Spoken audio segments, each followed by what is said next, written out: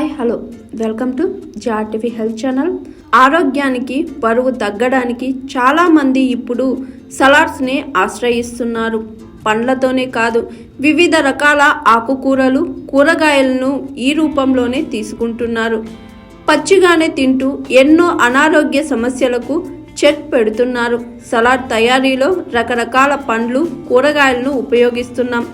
ఇందుకోసం ఒకేసారి ఎక్కువ మోతాదులో కొనుగోలు చేయాల్సిన అవసరం వస్తుంది. అయితే కొన్ని రకాల పండ్లు, కూరగాయలు 2-3 రోజులకే కుళ్ళిపోతాయి.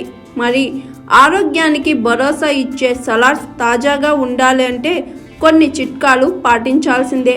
ఆకుకూరలు, కూరగాయలను తడిగా ఉన్నప్పుడు నిల్వ చేస్తే త్వరగా పాడైపోతాయి.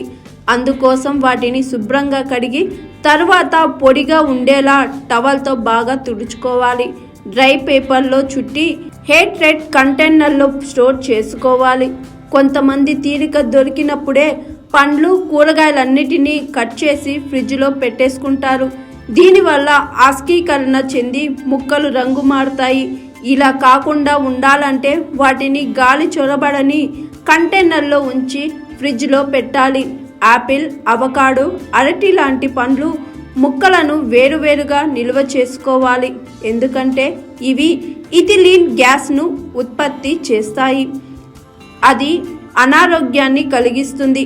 అసిడిటీని కలిగించే టమోటా, సిట్రస్ జాతి పండ్లను తినే ముందు సలాడ్కు జోడించాలి.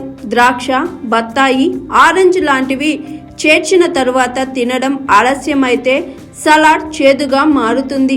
పండ్లు, కూరగాయలతో పోలిస్తే ఆకుకూరలు త్వరగా కుళ్ళిపోతాయి. అందుకే పైన అలంకరణ కోసం ఉపయోగించే ఆకుకూరలను విడిగా నిల్వ చేసుకోవాలి.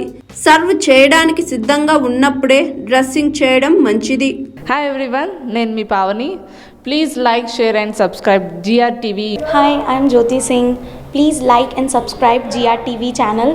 అందరికీ నమస్కారం. నా పేరు Sambit. Please like and subscribe GRTV. Thank you.